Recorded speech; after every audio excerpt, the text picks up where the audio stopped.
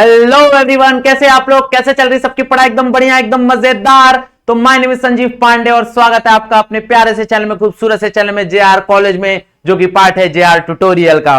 So we have completed the topic that is thermal properties of matter. हम लोग ने thermal properties of matter खत्म कर दिया। बहुत बेहतरीन तरीके से सारे लेक्चर्स वीडियो अपलोडेड हैं। उसके न्यूमेरिकल बाकी थे, तुम लोग बोल रहे थे सर न्यूमेरिकल चाहिए, न्यूमेरिकल चाहिए। मैं सोचा कि तुम लोग छुट्टी एंजॉय करोगे, बट लेट्स से कि भाई तुम्हारा छुट्टी मैं खा जाता हूं और मैं लेक्चर वीडियो अपलोड कर देता हूं और मेरे को सब लोग न्यूमेरिकल प्रैक्टिस करते हुए दिखने चाहिए, याद रखना। ओके, सारे के सारे लोग। So let us start with numerical. Again हम लोग क्वेश्चन नहीं लिखने वाले, क्वेश्चन तुम लोग को खुद से ढूंढना पड़ेगा। तो मैंने पेज नंबर लिख दिया तुम्हारे टेक्स्ट बुक का, that is 140 page number, question number 3 का फर्स्ट। तो हम लोग स्टार्ट करेंगे। सबसे पहला क्वेश्चन क्या बोला है? A glass flask has a volume 1 into 10 raised to -4। तो हमारे पास गिवन डेटा होगा, तो सबसे पहले हम गिवन डेटा कलेक्ट करेंगे। देखो जरा, गिवन डेटा क्या बोल रहा है कि अपने को वॉल्यूम दिया हुआ है। कितना दिया हुआ है? इनिशियल वॉल्यूम पकड़ते हैं उसको, that is 1 into 10 raised to -4 metre cube. हाँ या ना? आगे क्या बोला है? It is filled with a liquid at 30 degree Celsius. तो उसका इनिशियल टेम्परेचर दिया, दैट इज 30 डिग्री सेल्सियस। और मेरे पास एक फाइनल टेम्परेचर भी दिया है उसके आगे, that is if the temperature of the system is raised to 100 degree Celsius. तो मेरे पास जैसे ही दो टेम्परेचर आया, सबसे पहले क्या करना है? टेम्परेचर डिफरेंस निकाल देना है। तो T2 - T1, तो T2 - T1 निकाल दोगे तो क्या आ जाएगा? That is 70 degree Celsius. हमारे पास डायरेक्टली चेंज इन टेम्परेचर आ गया। आगे क्या बोला है? How much of the liquid will overflow. कितना अमाउंट ऑफ लिक्विड क्या करेगा? ओवरफ्लो करेगा। ये चीज अपने को डिस्कस करना है। कितना अमाउंट ऑफ लिक्विड क्या करेगा? ओवरफ्लो करेगा, ये डिस्कस करना है अपने को। कोएफिशिएंट ऑफ वॉल्यूम एक्सपांशन दिया है ग्लास का और कोएफिशिएंट ऑफ वॉल्यूम एक्सपांशन दिया है लिक्विड का। मतलब कहीं ना कहीं अपने को गामा दिया हुआ है। गामा ऑफ ग्लास गिवन है, कितना गिवन है? That is 1.2 into 10 raised to -5 पर डिग्री सेल्सियस। और गामा ऑफ लिक्विड गिवन है, कितना गिवन है? That is 75 into 10 raised to -5 पर डिग्री सेल्सियस। और अपने को बोला है कि भाई how much liquid will overflow. तो अब ध्यान से देखो, मान लो कि यू हैव अ बॉटल। यहां पे तुम्हारे पास एक बॉटल है, basically this is the bottle. इसके अंदर पानी भरा हुआ है।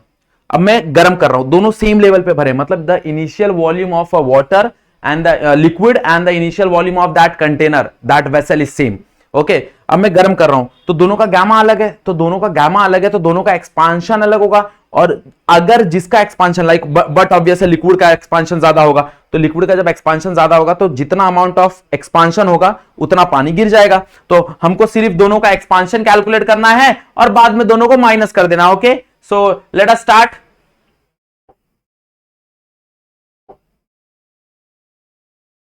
तो मैं बोल सकता हूं वॉल्यूम ऑफ एक्सपांडेड वेसल, तो पहले वेसल का वॉल्यूम निकाल लेते हैं, बराबर। ग्लास जो तुम्हारा वेसल है या फिर ग्लास है उसका वॉल्यूम निकाल लेते हैं। तो let's say V of glass, अपने पास फॉर्मूला है, दैट इज V0, हाँ है ना, इन ब्रैकेट 1 प्लस अल्फा, अल्फा की जगह गामा आ जाएगा डेल टी। ये फॉर्मूला हमारे पास है ना। ओके, हमारे पास ग्लास का फॉर्मूला है, मतलब बेसिकली एक्सपांडेड वॉल्यूम का फॉर्मूला। एक्सपांडेड वॉल्यूम का फॉर्मूला क्या होता है? इनिशियल वॉल्यूम इन ब्रैकेट 1 प्लस गामा टी। तो व्हाट इज इनिशियल वॉल्यूम? देखो जरा, हमारे पास इनिशियल वॉल्यूम कितना है? That is 1 into 10 raised to -4। तो यहां पे सिर्फ -4 लिख सकता हूं, कोई प्रॉब्लम नहीं है। 1 प्लस गामा कितना दिया हुआ है ग्लास का? देखो ग्लास का गामा दिया हुआ है, that is 1.2 into 10 raised to -5। और चेंज इन टेम्परेचर कितना आ रहा है तुम्हारा? चेंज इन टेम्परेचर आ रहा है 70। तो इसको 70 में पुट कर दो, हाँ या ना। और मैंने तुमको एक चीज बताया कि जब कभी भी चेंज इन टेम्परेचर की बात हो तो टेंशन नहीं लेना है कि वो डिग्री सेल्सियस में है या केल्विन में है, क्योंकि दोनों का चेंज जो है वो सेम आएगा, बराबर। तो क्या मिल जाएगा? देखो जरा, 10 raised to -4 1 प्लस, इसको अगर हम लोग सॉल्व करेंगे तो कितना हो जाएगा? That is 1.2 into 7। तो 1.2 into 7 इज तुम्हारा कितना हो जाएगा? 12। 12 7 जा कितना होता है तुम्हारा? 12 7 जा 80। कितना होता है 12 7 जा? 12 5 जा कितना होता है? 60, 72, 72, 84 ना, 72 84, यस। तो 8.4 इंटू 10 raised to 1 0, यहां से 1 0 यहां से कट जाएगा, बराबर। तो यहां पे -4 लिख दो इसको, अब इस चीज को तुम लोग कैसे लिख सकते हो, देखो जरा, अब ऐड करना है तो डायरेक्टली ऐड मत करना क्योंकि पावर अलग है, तो यहां पे आ जाएगा 1 पॉइंट, इसका 4 जीरो शिफ्ट करो तो 0.00084, है ना, इंटू 10⁻⁻⁴, आप दोनों को ऐड करो, that is 1.00084 into 10⁻⁻⁴, clear, metre cube. ये आ गया किसका, ग्लास का वॉल्यूम, किसका आ गया, ग्लास का वॉल्यूम। अब सेम हम लोग कैलकुलेट कर सकते हैं फॉर किसके लिए, लिक्विड के लिए, तो एक्सपांडेड वॉल्यूम ऑफ लिक्विड, उसको VL ले लेते हैं, तो formula will be same, that is V naught in bracket 1 plus gamma del T. बस ध्यान देना कि यहां पे जो गैमा पुट होगा वो लिक्विड का पुट होगा, विच इज 75 इंटू 10⁻⁵, हाँ या ना। इनिशियल वॉल्यूम तो दोनों का सेम ही है, तो VL कितना हो जाएगा, दैट इज 10⁻⁴, 1 प्लस गैमा कितना है देखो जरा, दैट इज 75 इंटू 10⁻⁴ इंटू कितना हो जाएगा, that is del T, that is 70, है ना। तो this can be written as 10⁻⁴, 1 plus 75 into 7, 75 into 7 क्या हो जाएगा देखो फटाक से, तुम लोग कैलकुलेट करके बताओ मेरे को फटाक से, वीडियो पॉज करो, कैलकुलेट करो भाई, व्हाट इज 75 इंटू 7, 75 इंटू 7 कितना हो जाएगा, दैट इज 525, यहां पे आ जाएगा 525 और साथ में 1 0 कैंसल, तो 10⁻⁻3, है ना, क्लियर। अब this can be written as, कैसे लिख सकते हैं इसको, दैट इज 10⁻⁴, डायरेक्टली ऐड नहीं कर सकते ना, इसका पावर शिफ्ट करना पड़ेगा, दैट इज 0.525, तो ऐड करोगे that is 1.525 into 10⁻⁴ metre cube, इतना आ गया लिक्विड का वॉल्यूम, बराबर। अब कितना वॉल्यूम ओवरफ्लो होगा, तो भाई दोनों को ऐड कर दो, जैसे ही तुम दोनों को सॉरी सबट्रैक्ट करोगे तो वॉल्यूम ऑफ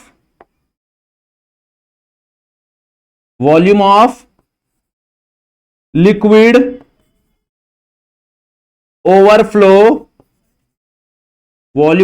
ओवरफ्लो कितना होगा, that is volume of liquid minus volume of तुम्हारा ग्लास, तो वॉल्यूम ऑफ लिक्विड कितना है, दैट इज 1.525 इंटू 10⁻⁴, और -4 दोनों में कॉमन है तो बाहर ले लेते हैं, -1.00084 और यहां पे इंटू 10⁻⁴ दोनों में बाहर आ गया, तो क्या मिलेगा,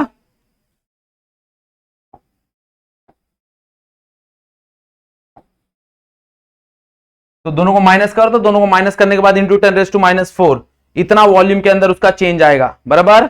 कितना चेंज आएगा, दोनों को माइनस कर देना, दैट इज 1.252 इंटू 10⁻⁻ -1.00084 इंटू 10⁻⁻4, दोनों को माइनस करके आंसर निकाल लेना, क्लियर। तो इतना वॉल्यूम क्या होगा, ओवरफ्लो होगा, इतना वॉल्यूम क्या होगा, ओवरफ्लो होगा, क्लियर एवरीवन। चलो आगे बढ़ेंगे, नेक्स्ट क्वेश्चन क्या है देखो जरा, तो क्वेश्चन नंबर 3 क्या बोल रहा है, the specific latent heat of vaporisation of a water, the specific latent heat of vaporisation of water is, अपने को वेपराइजेशन लेटेंट हीट गिवन है, मतलब कहीं ना कहीं एल गिवन है, कितना गिवन है, that is 2.26 into 10⁻⁶ joule per kg, मतलब latent heat of vaporisation given है। Calculate the energy needed to change 5 gram of water, मतलब उसका मास गिवन है, that is 5 gram, that is 5 gram, हाँ है ना, तो 5 ग्राम गिवन है of water into steam at 100 degree Celsius, कितना, एट 100 डिग्री सेल्सियस। तो अमाउंट ऑफ हीट निकालना है मेरे को, क्या निकालना है, अमाउंट ऑफ हीट, मतलब इनडायरेक्टली मेरे को क्यू निकालना है, क्या निकालना है, क्यू निकालना है। तो क्यू निकालना है तो अपने पास फॉर्मूला है डायरेक्टली, यस और नो हम लोग बोल सकते हैं, ये तो छोटा सा वैल्यू हो जाएगा, वी नो दैट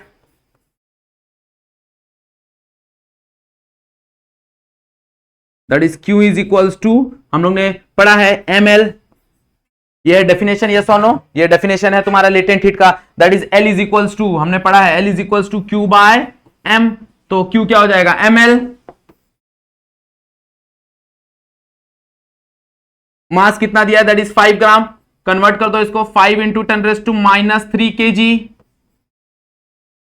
तो यहां पे आ जाएगा 5 इंटू 10⁻³ kg। L कितना दिया हुआ है लेटेंट हीट तुमको दिया हुआ दैट इज 2.26 इंटू 10⁻⁶, तो कितना हो जाएगा -3 और ये +3, और इसको 5 से मल्टीप्लाई कर दो, 6 5 30, 0 1 कैरी, 3 2 3 10 10 13, 1 कैरी, 2 10 1, कितना हो जाएगा, बराबर क्या ना, 5 इंटू 6 30 होता है, 30 में 0 इधर और 3 ऊपर कैरी, हाँ है ना, 5 2 जा 10 10 13 1 कैरी, 5 2 जा 10 1, 11.30 इंटू 10⁻3, यस और नो, इतना जूल, और उसको किलो जूल लिखना चाहो तो 11.3 किलो जूल तुम लोग लिख सकते हो। बराबर समझ में आ गया everyone, that is 11.3 into 10⁻³ joule, या फिर लिखना चाहो तो 11.3 इंटू 10⁻³ हटा के उसको किलो जूल लिख सकते हो तुम लोग। क्लियर, इजी क्वेश्चन था। चलो next question number 4, question number 4 क्या बोल रहा है, A metal sphere cools at a rate of 0.05 degree Celsius per second when its temperature is 70 degree Celsius, जब उसका टेम्परेचर कितना है, उसका टेम्परेचर है 70 डिग्री सेल्सियस, बराबर, मतलब ये कहीं ना कहीं न्यूटन्स लॉ ऑफ कूलिंग पे बेस्ड है। And at the rate of 0.025 degree Celsius when its temperature is 50 degree Celsius, मतलब जनरली तुमको बॉडी का टेम्परेचर दिया हुआ है, तो बॉडी का टेम्परेचर तुमको कितना दिया हुआ है, बॉडी का टेम्परेचर तुमको दिया हुआ है that is d theta by D T. हम लोग भाई यहाँ पे टेम्परेचर को किससे रिप्रेजेंट करते हैं, टीटा से रिप्रेजेंट करते हैं, तो यहाँ पे d theta by D t आ जाएगा, बराबर, तो this is d theta by D t, कितना दिया है d theta by D t, that is 0.05 degree Celsius per second, 8, उस टाइम पे उसका टेम्परेचर कितना है, उसका टीटा कितना है, दैट इज 70 डिग्री सेल्सियस, है ना, तो ये 1 ले लो और इसको भी 1 मान लो, है ना। नेक्स्ट क्या बोला है, d theta by D t 2, तो दैट इज 0.025 पर degree Celsius per second, degree Celsius per second. उस टाइम पे उसका टेम्परेचर कितना दिया है, थीटा 2 कितना दिया है, थीटा 2 अगर हम लोग पढ़ेंगे तो दैट इज 50 डिग्री सेल्सियस, तो थीटा 2 अपने को कितना दिया है, 50 डिग्री सेल्सियस। अपने को क्या बोला, अपने को बोला determine the temperature of surrounding, तो थीटा नॉट निकालना है, कहीं ना कहीं सराउंडिंग टेम्परेचर निकालना है अपने को, रूम टेम्परेचर निकालना है, तो रूम टेम्परेचर निकालना है तो कहीं ना कहीं अपने को क्या करना है, थीटा नॉट निकालना है, यस और नो। आगे एक और क्वेश्चन बोला है same, find the rate of cooling when the temperature of the metal sphere is 40, मतलब अपने को डी बाई डी टी भी निकालना है, d theta by D T भी निकालना है, इसको मान लो 3, ये कब निकालना है, 8, जब उसका बॉडी टेम्परेचर कितना दे दिया है, मतलब तुमको थीटा 3 दे दिया है that is 40 degree Celsius, theta 3 तुमको 40 डिग्री सेल्सियस दे दिया है, तो अपन यहां पे यूज करेंगे न्यूटन्स लॉ ऑफ कूलिंग। सबसे पहले हम लोग थीटा नॉट निकालने की कोशिश करेंगे, तो कैसे निकालेंगे थीटा नॉट, देखो जरा, तो वी नो दैट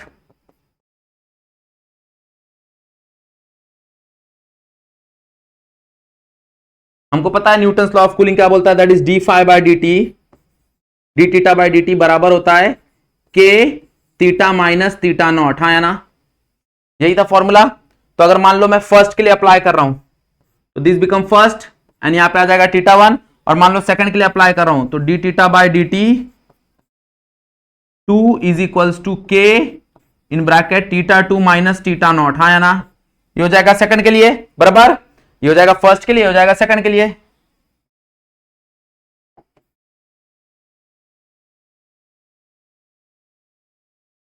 अब दोनों को कर दो डिवाइड, दोनों को कर दो डिवाइड। अब जैसे ही दोनों को डिवाइड करेंगे, जैसे ही दोनों को डिवाइड करेंगे क्या मिलेगा, दोनों को डिवाइड करेंगे तो d theta by D T 1 divide by D theta by D t 2, तो d theta by D T 1 divide bye D theta by D t 2, दोनों में के कैंसिल हो जाएगा, हाँ या ना, दोनों का के कैंसिल हो जाएगा, कांस्टेंट है वो। यहां पे क्या आएगा, ऊपर आएगा θ1 माइनस θ0 डिवाइड बाय, यहां पे आ जाएगा θ2 माइनस θ0। अब एवरीथिंग इज गिवन ना भाई, एवरीथिंग इज गिवन। देखो ये तुमको दिया हुआ है दैट इज 0.05, तो यहां पे पुट कर दो 0.05। θ2 तुमको दिया है दैट इज 0.025, है ना, तो क्या हो जाएगा इक्वल्स टू θ1 तुमको दिया है 70 माइनस थीटा डिवाइड बाय θ2 तुमको दिया दैट इज 50 माइनस θ। 1000 से मल्टीप्लाई कर दो, क्या मिलेगा 50 बाय 25, 50 बाय 25 बोले तो 2, तो ये हो जाएगा twice 2 is equals to 70 minus θ divide by 50 minus θ। ऊपर नीचे 1000 से मल्टीप्लाई किया तो ये हो गया 50 और नीचे वाला हो गया 25, 50 इंटू 25 डिवाइड करोगे तो 2 आंसर आएगा। ये इधर आ जाएगा तो क्या हो जाएगा दैट इज 100 माइनस 2 θ0, ये θ0 है, हाँ याद रखना, सराउंडिंग टेम्परेचर है तो उसको हम लोग θ0 लिखते हैं। और इस तरफ क्या बचेगा दैट इज 70 माइनस θ0, हाँ या ना, बराबर। तो क्या हो जाएगा देखो जरा, ये इस तरफ आएगा, ये इस तरफ आएगा, तो मेरे ख्याल से θ0 विल बी 30 डिग्री सेल्सियस, बराबर। देख लो जरा भाई, ये इस तरफ आएगा तो 70 हो जाएगा, 70 में से 100 गया 30, और ये उधर जाएगा तो 2θ माइनस θ दैट बिकम योर θ, तो 30 आ जाएगा आंसर। मतलब सराउंडिंग टेम्परेचर कितना हो गया, सराउंडिंग टेम्परेचर हमारे पास हो गया दैट इज 30। आगे क्या बोला अपने को, dθ बाई dt निकालना है, थर्ड, तो dθ बाई dt निकालना है तो किसी एक के साथ रेशो कर लो, तो also we can take, also या 1 के साथ ले लो या 2 के साथ ले लो, तो हम लोग 1 के साथ ले लेते हैं। 1 के साथ क्या हो जाएगा, therefore dθ by dt 1 divide by dθ by dt 2, yes और नो, के अगेन कैंसिल हो जाएगा, यहां पे क्या आ जाएगा θ1 माइनस θ0 डिवाइड बाय θ2 माइनस θ0।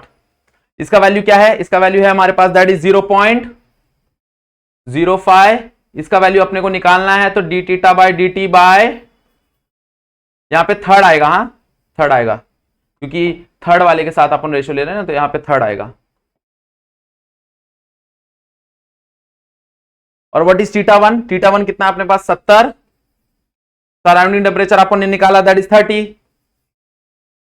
θ3 कितना है अपने पास 40, 40 माइनस 30, तो इस तरफ का कितना हो जाएगा सारा, ये हो जाएगा 40 बाय 10, 1 0 कैंसिल, इस तरफ 4 बचेगा, और इस तरफ कितना हो जाएगा that is 0.05 whole divide by dθ by dt into 3, तो ये इधर जाएगा, 4 इधर आएगा, तो dθ by dt 3 is equals to 0.05 divide by 4, तो 0.05 डिवाइड बाय 4, तो कितना हो जाएगा मेरे ख्याल से 0.01 ना 1 पे जाएगा 0.0125 यस यस और नो, डिवाइड करोगे that is degree Celsius per second. Okay, this is the value, समझा। न्यूटन्स लॉ ऑफ कूलिंग बहुत बेहतरीन तरीके से इजी बैठता है, अपने को ज्यादा उसमें दिमाग लगाने की जरूरत नहीं है, बस तुमको याद रखना ये relation, that is dθ by dt is equals to k θ1 minus θ0। और ये जो होता है ये जनरली तुम्हारा एवरेज टेम्परेचर होता है, अगर कहीं पे 2 टेम्परेचर तुमको बॉडी का गिवन है तो always take this is average temperature. Okay, चलो नेक्स्ट क्या बोला है, नेक्स्ट क्वेश्चन बोला है, सो क्वेश्चन नंबर 6 है, क्या बोला है क्वेश्चन नंबर 6 देखो जरा। तो in olden days while laying the rails for train small gap used to be left between two rail section, तुमने देखा रहेगा 2 रेल के बीच में थोड़ा सा गैप रखते हैं और उसको साइड से ज्वाइन करते हैं generally to allow the thermal expansion. क्यों भाई, जब उसके ऊपर से रेलवे ट्रैक पास होगा, मतलब जब ट्रेन पास होता है या फिर जब धूप होता है तो वहां पे थर्मल एक्सपांशन होता है, तो वो थर्मल एक्सपांशन की वजह से वो थोड़ा सा गैप रखते हैं। Suppose the rail laid at a room temperature, तो उसका इनिशियल टेम्परेचर दिया हुआ है, तो गिवन डेटा हम सबसे पहले कलेक्ट करेंगे। तो मान लो T1 टेम्परेचर तुमको दिया हुआ है, T1 टेम्परेचर दिया हुआ कितना दिया हुआ, that is 27 degree Celsius. If the maximum temperature in the region is 45 degree Celsius, मतलब तुमको T2 टेम्परेचर भी दिया हुआ है, दैट इज 45 डिग्री सेल्सियस। तो सबसे पहला काम करो, क्या करो, डेल टी निकाल दो, और डेल टी कितना हो जाएगा, that is T2 minus T1। T2 तुमको कितना दिया हुआ, दैट इज 45 माइनस 27। तो 45 माइनस 27 करोगे तो कितना हो जाएगा, 15, 15 3 18, दैट इज 18 डिग्री सेल्सियस, है ना, दैट इज 18 डिग्री सेल्सियस। आगे अपने को आगे क्या बोला है, and the length of the each rail section is 10 metre. मतलब इनिशियली तुमको एल नॉट दिया हुआ बेसिकली, दैट इज 10 मीटर, उसका इनिशियल लेंथ दिया है उस रेलवे ट्रैक का। Okay, this is the initial length of the railway track, initial length of rail, initial length of the rail is given. Okay, ध्यान देना। आगे बोला है what should be the gap left, कितना गैप हमको छोड़ना चाहिए, मतलब वो कितना एक्सपांड हो सकता है, वो कितना एक्सपांड हो सकता है, तो कितना गैप अपने को देना चाहिए। और अल्फा दिया हुआ है तुमको, मतलब कोएफिशिएंट, टेम्परेचर कोएफिशिएंट दिया हुआ है, तो कितना दिया, दैट इज 1.2 इंटू 10⁻⁻5 पर केल्विन। अब पर केल्विन है तो ये नहीं कि केल्विन में कन्वर्ट करके, चेंज है, चेंज है मतलब दोनों का सेम ही फंडा है, ज्यादा दिमाग लगाने की जरूरत नहीं, याद रखना। ओके, तो अपने को पूछा है कि भाई कितना लेंथ में चेंज होगा, तो चेंज इन लेंथ पूछा है बेसिकली,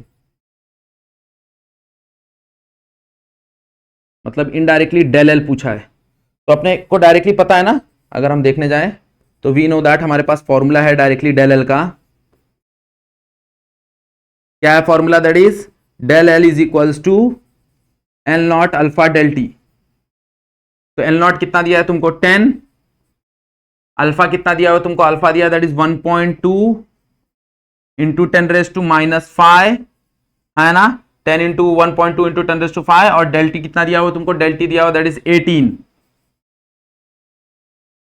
तो क्या हो जाएगा देखो जरा, 12 इंटू 18, 12 इंटू 18 करोगे तो कितना हो जाएगा, 18 इंटू 10 180, 180 और 18 18 कितना हो जाता है 36, तो 36 और 180 कितना हो जाएगा 216 ना, 216।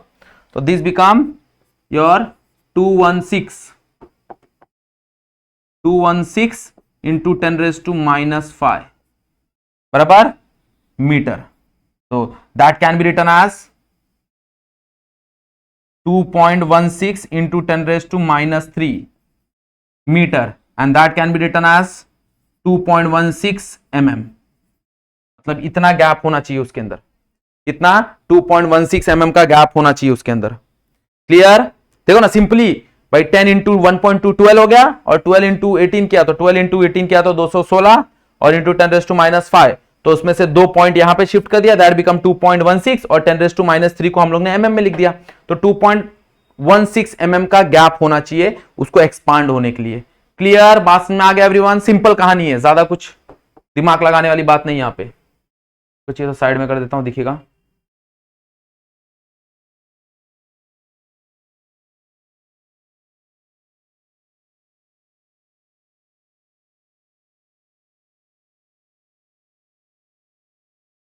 क्लियर, तो तुम लोग इजीली स्क्रीनशॉट ले सकते हो। चलो नेक्स्ट क्वेश्चन,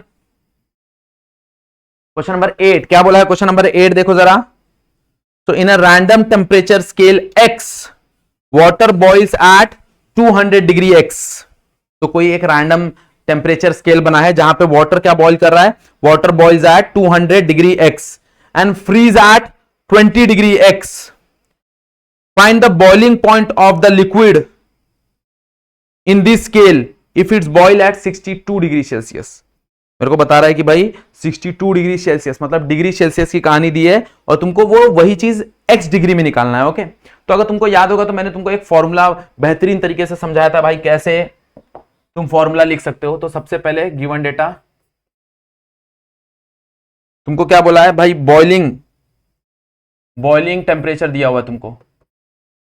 बॉइलिंग टेम्परेचर कितना दिया हुआ है, समथिंग 200 डिग्री x, कुछ तो x यूनिट सिस्टम है, कुछ तो x यूनिट सिस्टम है। तुमको फ्रीजिंग टेम्परेचर भी दिया हुआ है,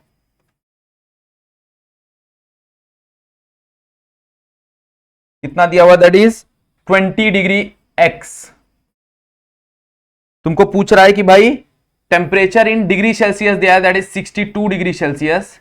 इसका कन्वर्जन बताओ टीएक्स में, इसका कन्वर्जन टीएक्स में बताना है अपने को। ओके, तो हम लोग ने एक फॉर्मूला याद किया था, अगर तुमको याद होगा कैसे याद किया था, वी नो दैट अगर मेरे को डिग्री सेल्सियस और फ़ारेनहाइट में इसको कन्वर्ट करना है, तो डिग्री सेल्सियस फ़ारेनहाइट में कन्वर्ट करने के लिए हम लोग क्या करेंगे, that is temperature in degree Celsius minus उसका फ्रीजिंग पॉइंट डिवाइड बाय दोनों के बीच का कितना गैप आ रहा है फ्रीजिंग और बॉइलिंग में, is equals to temperature in Fahrenheit minus उसका फ्रीजिंग पॉइंट डिवाइड बाय दोनों फ्रीजिंग और बॉइलिंग में कितना गैप आ रहा है, that is 180।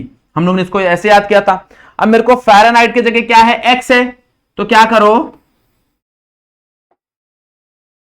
Temperature in x minus उसका बेस पॉइंट मतलब उसका freezing point, that is 20 divide bye भाई कितना डिफरेंस आ रहा है उसके बॉइलिंग और इसमें फ्रीजिंग में, दैट इज 180। यस और नो, तो क्या आ जाएगा देखो जरा, यहां पे अगर हम देखने जाए तो 0 0 get cancel, this become 5, this become 9। अपने को टीसी टेम्परेचर दिया है दैट इज 62, तो 62 minus 0 will be 62 divide by 5 is equals to TX minus 20 divide by 9।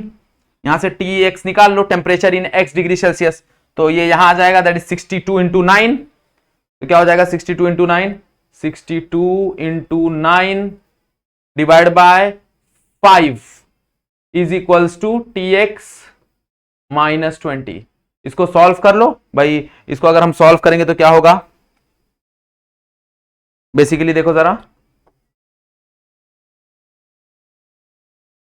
62 into 9 कितना हो जाएगा डिवाइड बाय 5, तो that is 111.6 is equals to T X minus 20, और ये माइनस 20 इधर जाएगा तो प्लस हो जाएगा, तो that is plus 20, that is T X should be equals to 131.6 degree x.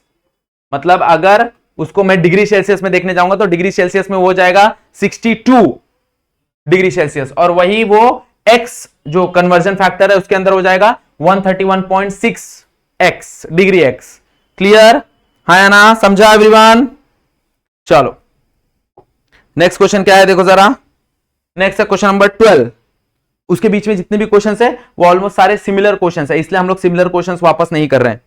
Question number 12 क्या बोला देखो जरा, the rate of flow of heat, the rate of flow of heat, the rate of flow of heat through a copper rod with a temperature difference. तो अपने को कहीं ना कहीं टेम्परेचर डिफरेंस दिया हुआ है, क्या दिया हुआ है अपने को, कहीं ना कहीं टेम्परेचर डिफरेंस दिया हुआ है, मतलब डेल्टी अपने को दिया हुआ है, कितना दिया हुआ है डेल्टी, डेल्टी अपने को दिया है 30 डिग्री सेल्सियस, क्या दिया हुआ है 30 डिग्री सेल्सियस, इज 1500 कैलोरी पर सेकंड, मतलब Q बाई टी दिया हुआ अपने को, Q बाई टी दिया हुआ, कितना अमाउंट ऑफ हीट ट्रांसफर हो रहा है, बेसिकली एक तरह से पावर दिया है, ये क्या दिया है पावर दिया हुआ, that is Q by T, कितना 1500 कैलोरी पर सेकेंड, हाँ या ना 1500 कैलोरी पर second. Find the thermal resistance of the copper, thermal resistance of the copper अपने को निकालना है, मतलब कहीं ना कहीं अपने को R निकालना है, थर्मल रेजिस्टेंस अपने को कहीं ना कहीं R निकालना है, थर्मल रेजिस्टेंस अपने को कहीं ना कहीं निकालना है, यस और नो। तो क्या हो जाएगा देखो जरा, थर्मल रेजिस्टेंस अपने को अगर अपन कैलकुलेट करने जाए थर्मल रेजिस्टेंस, तो वी नो द डायरेक्टली अपने पास फॉर्मूला है, अगर तुम ध्यान दोगे तो क्या है फॉर्मूला थर्मल रेजिस्टेंस का, देखो जरा अपने पास डायरेक्टली फॉर्मूला है, वी नो दैट